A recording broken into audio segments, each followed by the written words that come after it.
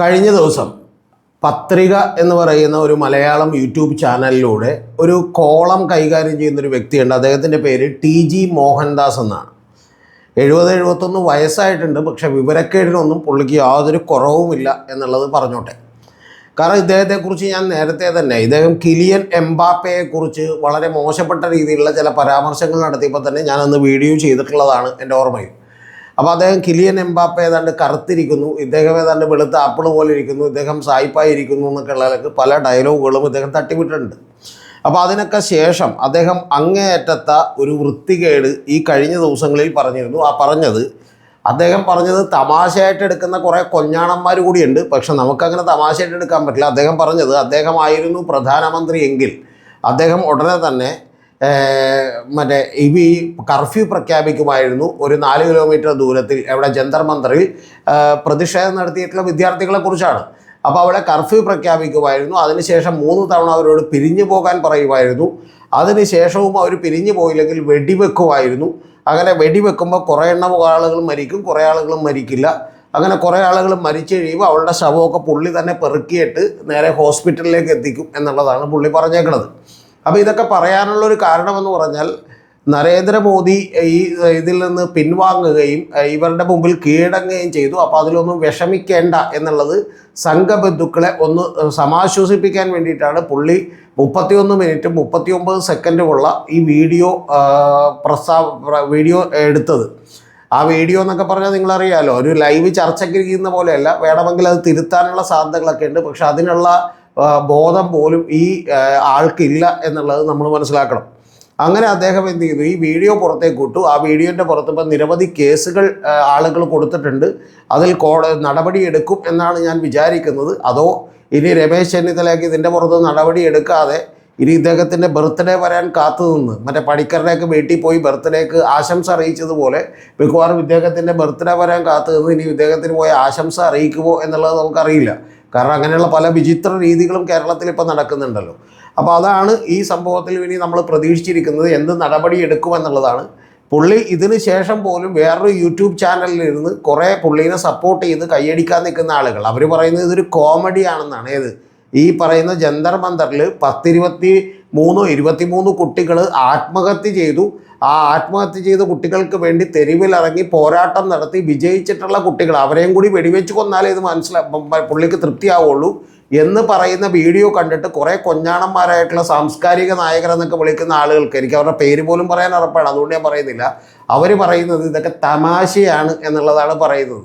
മനസ്സിലായി? എന്താണെങ്കിലും ശരി, ഈ നാട്ടിലെ പാരമ്പര്യാതൊക്കെയുള്ള നിരവധി ആളുകൾ കൊണ്ടുപോയിട്ട് ഇതിൽ പരാതി കൊടുത്തിട്ടുണ്ട് എന്നുള്ളത് ഞാൻ പറഞ്ഞോട്ടെ. ആ പരാതിയിന്മേൽ എന്ത് നടപടി എടുക്കും എന്നറിയാനാണ് നമ്മളൊക്കെ തന്നെ കാത്തിരിക്കുന്നത്. ഇനി ഇതിന് ശേഷമാണ് ഇദ്ദേഹം ഈ വീഡിയോയിലല്ല മറ്റൊരു വീഡിയോയിൽ പറഞ്ഞിട്ടുള്ള ചില കാര്യങ്ങൾ കൂടി പറയുന്നത്. ആ മറ്റൊരു വീഡിയോയിൽ ഇദ്ദേഹം പറയുന്നത് ഇത്തരത്തിലുള്ള ആളുകളെയൊക്കെ ബലാത്സംഗം ചെയ്യണം എന്നുള്ളത് കൂടിയാണ് പറയുന്നത്. ഏത് തരത്തിലുള്ള ആളുകളാണെന്ന് നിങ്ങൾ കേൾക്കണം. അതിനു മുമ്പ് അദ്ദേഹം പറയുന്നത് പുനത്തിൽ കുഞ്ഞബ്ദുള്ള ഒരു കഥ എഴുതിയിട്ടുണ്ട്. പുനത്തിൽ കുഞ്ഞബ്ദുള്ള കഥ എഴുതിയതിൽ മലമുകളിലെ കുഞ്ഞബ്ദുള്ള എന്നെ വന്ന് ബലാത്സംഗം ചെയ്യൂ എന്ന് പറയുന്ന കഥയാണ്. അപ്പോൾ അതിൽ സ്ത്രീകളൊക്കെ തന്നെ പലപ്പോഴും ബലാത്സംഗം ഇഷ്ടപ്പെടുന്ന സ്ത്രീകളുമുണ്ട് എന്നുള്ളതാണ് ഈ പുള്ളിയുടെ കണ്ടുപിടുത്തം. അങ്ങനെ ബലാത്സംഗം ഇഷ്ടപ്പെടുന്ന സ്ത്രീകളെ നമുക്കറിയില്ല, പക്ഷെ പുള്ളിക്ക് ചിലപ്പോൾ അറിയായിരിക്കും. അത് ഞാൻ കൂടുതലൊന്നും പറയുന്നില്ല. അതായത് പുള്ളിക്ക് അറിയുന്ന ആരെങ്കിലുമൊക്കെ ഉണ്ടാകുന്ന പറഞ്ഞാൽ പുള്ളിക്ക് അത്ര അടുപ്പമുള്ളവരായിരിക്കുമല്ലോ. അപ്പോൾ അവരൊക്കെ ഇത് അറിയായിരിക്കും, നമുക്കറിയില്ല. പക്ഷെ പുള്ളി പറയുന്നത് ഇടതുപക്ഷ മതേതരനിരപേക്ഷ വർഗ ബഹുജന ഡിമാല് ഗുണ്ടന്മാരെയൊക്കെ ബലാത്സംഗം ഇഷ്ടപ്പെടുന്നവരാണ് എന്നുള്ളതാണ് പുള്ളി പറയുന്നത്.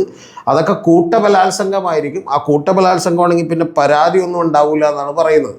ഇതൊക്കെ കഴിഞ്ഞതിന് ശേഷം ഇയാൾ പറയുന്ന അടുത്തൊരു വാചകവും കൂടിയുള്ളത്, അതിനിടയിൽ ഈ ബലാത്സംഗത്തിനിടയിൽ ആരെങ്കിലും ചത്താൽ, നിങ്ങൾ കേൾക്കണേ, ബലാത്സംഗത്തിനിടയിൽ 71 വയസ്സുള്ള ഈ വിവരം കെട്ട ആൾ വരുന്ന് പറയാണ്, 71 വയസ്സുള്ള ആൾ ഒന്ന് ഇതിങ്ങനെയൊക്കെ കാണിച്ചിട്ട് ഇടതുപക്ഷ മതനിരപേക്ഷ വർഗ ബഹുജന ഡിമാല് ഗുണ്ടന്മാർക്കൊക്കെ ഇത് ഇഷ്ടമാണെന്നാണ് പറയണത്. ആരാണോ തന്നോട് ഇത് ഇഷ്ടമാണെന്ന് പറഞ്ഞത്? ഇനി അത് പോട്ടെ, അത് കഴിഞ്ഞിട്ട് ഇയാൾ പറഞ്ഞു അതിനിടയിൽ ആരെങ്കിലും ബലാത്സംഗം ചെയ്ത് ചത്താൽ പിന്നെ കൂട്ടബലാത്സംഗമായിരിക്കും, അതിനൊന്നും എന്തില്ല, പരാതി ഉണ്ടാവില്ലെന്നാണ് പറയണം. ആ പരാതി ഉണ്ടാവില്ലെന്ന് പറഞ്ഞതിന് ശേഷം ഇതിലൊക്കെ ആരെങ്കിലും ചത്താൽ രക്തസാക്ഷികൾ സിന്ദാബാദ്, പകരം ഞങ്ങൾ ചോദിക്കും എന്നൊക്കെ പറഞ്ഞ് എന്ത് ചെയ്യും, ഒരു പ്രകടനം നടക്കുമെന്നാണ് പറയണം.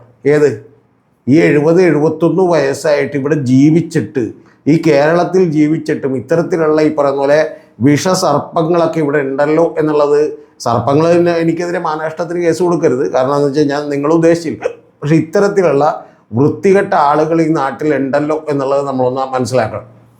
യഥാർത്ഥത്തിൽ ഇവിടെ പലപ്പോഴും നമുക്കറിയാം, മറ്റേ ചെറിയ പിഞ്ചു കുഞ്ഞുങ്ങളെ കാലിൽ തൂക്കി താഴേക്കടിച്ച് കൊല്ലുകയും അമ്മയെ ബലാത്സംഗം ചെയ്യുകയൊക്കെ ചെയ്യുന്ന പല പരിപാടികളൊക്കെ തന്നെ ഈ നാട്ടിൽ നമ്മുടെ ഇന്ത്യ മഹാരാജ്യത്ത് നടന്നിട്ടുണ്ട്. ഞാനിപ്പോൾ അതിൻ്റെ ചരിത്രത്തിലേക്കും കഥകളിലേക്കൊന്നും പോകുന്നില്ല. പുള്ളിയുടെയൊക്കെ കൂട്ടുകാരായിട്ടുള്ള ആളുകളൊക്കെ തന്നെയാണ് അതിനകത്ത് പ്രതികളായിട്ടുള്ളതും. പിന്നീട് ആ പ്രതികൾ പുറത്തേക്ക് ഇറങ്ങിയപ്പോഴത്തേക്കും എന്ത് ചെയ്തിരുന്നു, മറ്റേ സാഫ്രൻ ലഡു എടുത്ത് അവരുടെയൊക്കെ വായിലേക്ക് കുത്തിക്കയറ്റുന്നതൊക്കെ നമ്മൾ കണ്ടിരുന്നു.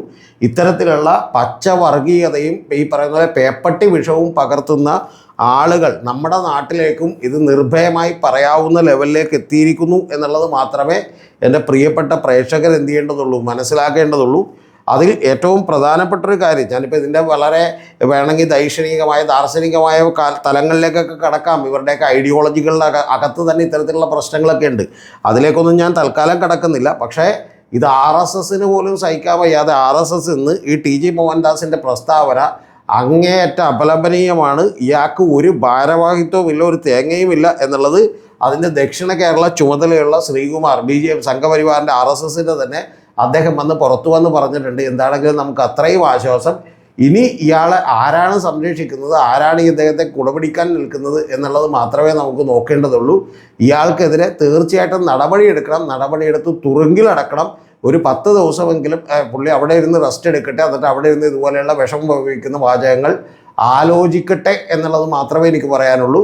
അതല്ല, കേരളത്തിൽ വലിയ പ്രതിഷേധം ഉയരണം, CJP നടത്തിയതിനേക്കാൾ വലിയ പ്രതിഷേധം ഉയരണം. ആ പ്രതിഷേധം ഉയരേണ്ടത് ഇവിടുത്തെ രമേശ് ചെന്നിത്തല ഇനി ഇദ്ദേഹത്തിൻ്റെ ബർത്ത്ഡേക്ക് ചെന്ന് ആശംസ അറിയിക്കുമെന്ന് ആലോചിക്കാനാണ്.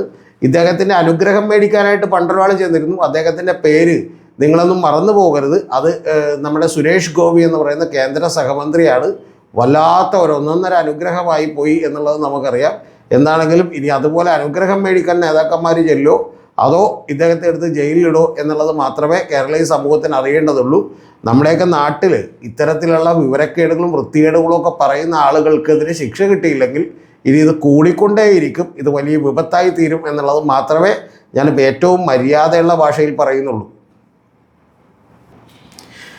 DYFI പോലെയുള്ള സംഘടനകൾ ഇന്നിപ്പോൾ തെരുവിൽ ഇതിനെതിരെ പ്രതിഷേധവുമായി ഇറങ്ങിയിട്ടുണ്ട്. പക്ഷേ ഇതിനെ അപലപിക്കാനായിട്ട് നമ്മുടെ നാട്ടിലെ DYFIയും അതുപോലെ മറ്റ് പല പ്രസ്ഥാനങ്ങളൊക്കെ തയ്യാറായെങ്കിൽ പോലും കോൺഗ്രസ് അടക്കമുള്ള പാർട്ടികൾക്കോ ഭരണത്തിലിരിക്കുന്നവരോ ഒന്നും ഇതുപോലെ ഇതിനെ അപലപിക്കാൻ തയ്യാറായിട്ടില്ല.